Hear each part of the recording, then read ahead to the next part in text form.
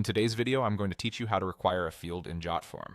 By the end, you'll know exactly how to mark a question as mandatory, what the required indicator looks like, and how to quickly test that it's working before you share your form. Start by opening Jotform and heading to Form Builder. Select the form you want to edit so you can work directly on the live layout.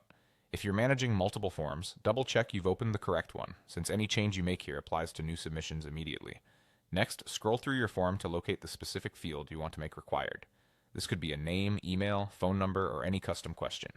Taking a moment to confirm the exact field helps you avoid accidentally applying the setting to the wrong place, especially on longer forms with similar labels. Now let's make the field required. You have two simple options, and they both achieve the same result, so use whichever feels faster for you. The first way is right from the floating toolbar. Hover your mouse over the field until you see the mini toolbar appear. Look for the required toggle and switch it on. The second way is through field properties. Click the field to select it, then click the gear icon to open properties.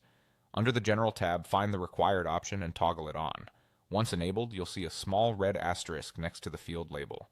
That asterisk is your visual cue that the field must be filled out before submission. A quick note, if you're editing on a smaller screen or mobile device, tapping the field will reveal the same gear icon and settings. Also, if you're using conditional logic to hide fields, remember that a required field that's hidden will not block submission as long as it remains hidden. The requirement applies when the field is visible. Finally, test your form. Use the preview or open the published link, try to submit the form, and leave the required field blank. You should see a clear warning telling you that the field needs to be completed. This is exactly what your respondents will experience, so it's a great way to check the message, the placement of the asterisk, and the overall flow.